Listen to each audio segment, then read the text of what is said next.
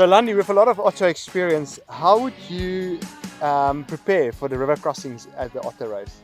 Okay, Christian, I think the first thing that's really important is not to actually run with wet shoes for the first time during the Otter race. So very important to actually train with wet shoes and wet socks, because there's a big difference on how your feet's going to respond to running with wet shoes, wet socks than versus dry. So it's important to actually go out on a training run and run through rivers, run through whatever water, and make sure that you actually run about 10 k's after that, because you know, depending on whether you're doing the Otter or the Reto, but this year specifically it's the Otter, there's another 10 k's of running after the Blowkrans, which is your biggest river crossing of the Otter. So you want to make sure that you are not going to get blisters and chafing and all of that. So definitely important to really pick the shoe that is going to work for that. And Christian, talk to us a little bit about the technicality of the shoe choice.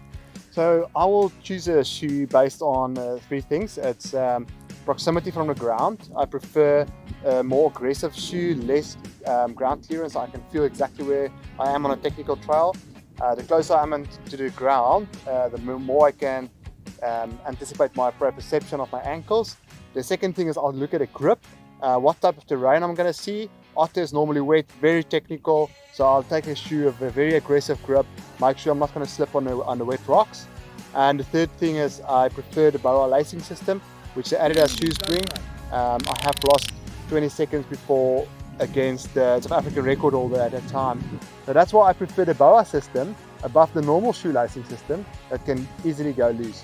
Trail Tip TV was brought to you in association with Emperor Asset Management.